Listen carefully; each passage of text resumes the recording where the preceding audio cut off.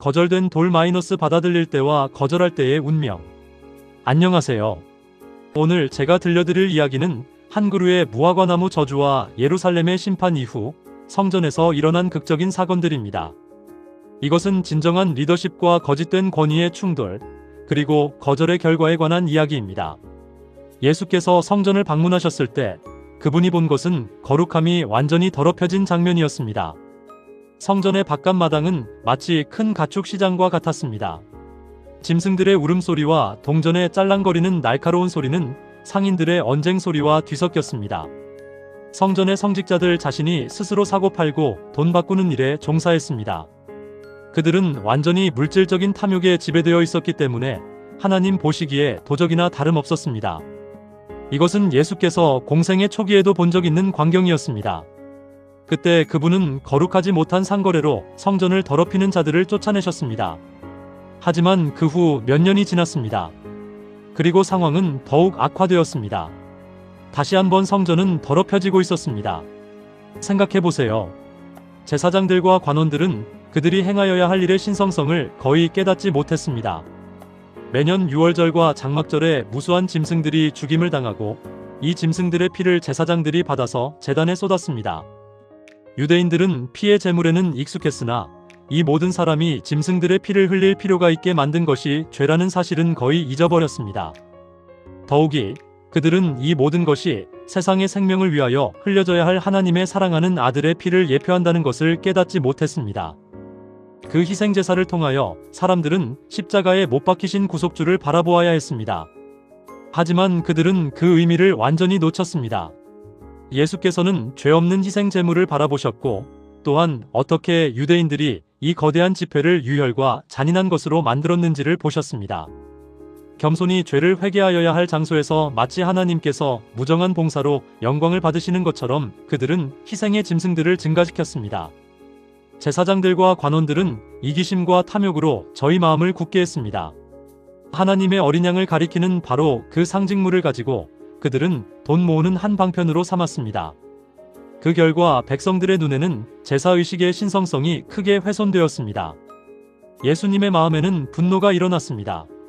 세상 죄를 위하여 곧 흘리게 될 당신의 피도 그들이 끊임없이 흘리던 짐승의 피처럼 제사장들과 장로들에게 거의 감사히 여김을 받지 못할 것임을 그분은 아셨습니다.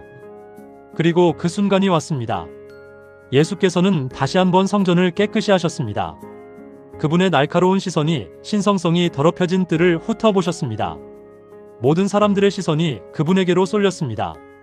제사장과 관원, 바리새인과 이방인이 놀라움과 두려움으로 저희 앞에 하늘 왕의 존엄과 영광으로 서 계신 그리스도를 바라보았습니다. 신성이 인성을 통하여 빛났으며 그리스도께서는 전에 결코 나타내신 일이 없는 그런 존엄과 영광을 입으셨습니다. 그분 곁에 제일 가까이 섰던 제자들은 군중이 허락하는 한 멀리 물러섰습니다. 몇몇 제자들을 제외하고 구주께서는 홀로 서 계셨습니다. 모든 소리가 그쳤습니다. 견딜 수 없을 정도의 깊은 침묵이 흘렀습니다. 그리고 그때 예수의 음성이 울렸습니다. 기록된 바 내 집은 기도하는 집이라 일컬음을 받으리라 하였거늘 너희는 강도의 구려를 만드는도다. 그분의 말씀이 마치 큰 폭풍우처럼 백성들을 뒤흔들었습니다. 그분의 음성은 나팔 소리처럼 온 성전을 울렸습니다. 그분의 얼굴에 나타난 불쾌함은 마치 삼키는 불처럼 보였습니다. 그분은 권위를 가지고 명령하셨습니다. 이것을 여기서 가져가라. 3년 전 성전 치리자들은 예수님의 명령 앞에서 도주하는 수모를 당했었습니다. 그 후 그들은 스스로 공포심을 느끼고 일개 비천한 사람에게 무조건 복종한 일에 대하여 의아하게 생각했습니다. 채신 없이 복종하는 일은 다시는 없을 것이라고 생각했습니다. 하지만 지금 그들은 전보다 더욱 무서워서 더 급히 그 명령에 순종했습니다. 그분의 권위에 대하여 감히 물어본 자는 한 사람도 없었습니다. 제사장들과 장사꾼들은 저희 가축들을 몰고 그분 앞에서 도망쳤습니다. 그들이 성전에서 나오는 중에 병자들을 데리고 크신 의원을 찾는 군중들을 만났습니다. 도망하는 사람들의 말 때문에 어떤 이들은 되돌아갔습니다. 그들은 바라보는 시선으로 당신의 임재로부터 제사장들과 관원들을 쫓아내신 그토록 큰 능력을 가지신 분을 만나기를 두려워했습니다. 하지만 큰 무리가 허둥지둥하는 군중을 해치고 저희의 유일한 소망인 그분에게 나아가려고 열심히 전진했습니다. 성전 마당은 다시 병자와 죽어가는 사람으로 가득 찼고 한 번 더 예수께서는 그들에게 봉사하셨습니다. 얼마 후에 제사장들과 관원들은 위험을 무릅쓰고 성전으로 돌아왔습니다. 공포심이 사라졌을 때 그들은 그 다음 예수께서 어떤 행동을 취하실지를 지레 짐작하고 근심에 사로잡혔습니다. 그들은 예수께서 다윗의 보좌를 취하리라고 얘기했습니다. 하지만 조용히 성전으로 돌아왔을 때에 그들은 남녀와 아이들이 하나님을 찬송하는 음성을 들었습니다. 들어가자마자 그들은 놀라운 장면을 바라보고 못 박힌 듯 꼼짝 못하고 서 있었습니다. 그들은 병자가 낫고 소경의 눈이 밝아지고 귀머거리의 귀가 열리고 절름발이가 기뻐 뛰는 것을 보았습니다. 어린이들은 그 즐거워하는 무리의 맨 앞에 있었습니다. 어린이들이 예수를 찬송했습니다. 여호와의 이름으로 오는 자가 복이 있으며 보라 내 왕이 내게 임하나니 그는 공의로우며 구원을 베풀며 다윗의 자손에게 호산나. 이 기쁘고 거리낌 없는 음성은 성전을 다스리는 자들의 기분을 상하게 했습니다. 그들은 이런 시위를 중지시키려고 했습니다. 그들은 하나님의 집이 어린아이들의 발과 기쁨의 부르짖음으로 모독당했다고 백성들에게 말했습니다. 하지만 예수의 대답은 명확했습니다. 그렇다 어린아이와 젖먹이들의 입에서 나오는 찬미를 온전케 하셨나이다 함을 너희가 읽어본 일이 없느냐. 예언에는 그리스도께서 왕으로 선포되어야 할 것을 예고했습니다. 이스라엘의 제사장들과 관원들이 그분의 영광을 선포하기를 거절했으므로 하나님께서는 그를 증거하는 일을 아이들에게로 옮기셨습니다. 만일 아이들의 음성이 잠잠했다면 성전의 모든 기둥들이 구주를 찬양하는 소리를 발했을 것입니다. 다음날 아침 산헤드린 회의는 다시 예수님에 대하여 어떤 행동을 취할 것인지에 관하여 의논했습니다. 그들은 예수께 질문했습니다. 내가 무슨 권세로 이런 일을 하느뇨? 또 누가 이 권세를 주었느뇨? 하지만 예수께서는 다른 질문으로 대응하셨습니다. 요한의 침례가 어디로서 왔느냐? 하늘로서냐? 사람에게로서냐? 제사장들은 어떤 궤변을 가지고도 벗어날 수 없는 곤경에 빠진 것을 알았습니다. 만일 그들이 요한의 침례가 하늘에서 왔다고 말한다면 그들의 모순이 분명히 드러날 것이었습니다. 그러면 왜 요한을 믿지 않았을까요? 만일 요한의 봉사가 사람에게서 왔다는 그들의 진정한 소신을 선언한다면 그들은 스스로 폭풍과 같은 분노를 자초할 것이었습니다. 그 이유는 백성들이 요한을 선지자로 믿기 때문이었습니다. 그들은 비밀리에 협의한 후에 언지를 주지 않기로 결정했습니다. 짐짓 알지 못함을 공언하면서 우리가 알지 못하노라고 말했습니다. 그리스도께서는 나도 무슨 권세로 이런 일을 하는지 너희에게 이르지 아니하리라고 말씀하셨습니다. 서기관들과 제사장들과 관원들은 모두 다 잠잠했습니다. 당황하고 실망하여 그들은 고개를 숙이고 서서 감히 그리스도께 더 질문하려고 하지 않았습니다. 이제 예수께서는 중요한 두 개의 비유를 이야기하셨습니다. 첫 번째는 두 아들의 비유입니다. 한 집 주인이 두 아들에게 포도원에서 일하라고 했습니다. 첫째 아들은 아버지여 가겠나이다라고 대답했지만 가지 않았습니다. 둘째 아들은 처음에 실소이다라고 했지만 그 후에 뉘우치고 갔습니다.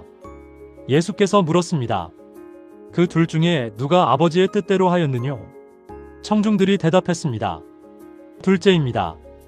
그리고 예수께서는 날카롭고도 엄숙한 어조로 말씀하셨습니다. 내가 진실로 너희에게 이르노니 세리들과 창기들이 너희보다 먼저 하나님의 나라에 들어가리라. 요한이 의의 도로 너희에게 왔거늘 너희는 저를 믿지 않았으되 세리와 창기는 믿었으며 너희는 이것을 보고도 종시 뉘우쳐 믿지 않았도다. 이것은 얼마나 강력한 선언입니까? 세리들과 창기들이 선지자들과 제사장들보다 먼저 하나님 나라에 들어간다는 것입니다. 왜일까요? 왜냐하면 그들은 회개했고 그들은 믿음으로 응답했기 때문입니다. 그리고 두 번째 비유, 포도원의 농부들에 관한 비유입니다. 한 집 주인이 포도원을 만들고 농부들에게 새로 주고 타국에 갔습니다. 실과 때가 가까움에 그 실과를 받으려고 자기 종들을 농부에게 보냈습니다. 하지만 농부들이 종들을 잡아 때리고 죽이고 돌로 쳤습니다. 나중에 그 주인이 자기 아들을 보냈습니다. 저희가 내 아들은 공경하리라고 생각했습니다. 하지만 농부들이 그 아들을 보고 이는 상속자니 자 죽이고 그의 유업을 차지하자고 말했습니다. 그들이 아들을 잡아 포도원 밖에 내어 쫓아 죽였습니다. 예수께서 물었습니다. 그러면 포도원 주인이 올 때에 이 농부들을 어떻게 하겠느뇨? 제사장들과 관원들이 대답했습니다. 이 악한 자들을 진멸하고 포도원은 제때에 실과를 바칠 만한 다른 농부들에게 새로 줄 지니이다. 그들은 스스로를 정죄했습니다. 그리고 이제 예수께서는 가장 중요한 말씀을 하셨습니다. 성경에 기록된 말씀을 인용하셨습니다. 성경에 건축자들의 버린 돌이 모퉁이의 머릿돌이 되었나니 이것은 주로 말미암아 된 것이요 우리 눈에 기이하도다 함을 읽어본 일이 없느냐? 이 말씀이 무엇을 의미하는지 이해하기 위해 우리는 솔로몬 성전의 건축 이야기로 돌아가야 합니다. 솔로몬의 성전이 건축될 때에 벽과 기초를 위하여 사용된 거대한 석재들은 채석장에서 완전히 준비되어 있었습니다. 기초에 사용하기 위하여 보통이 아닌 크기와 특별한 모양의 돌을 가져왔습니다.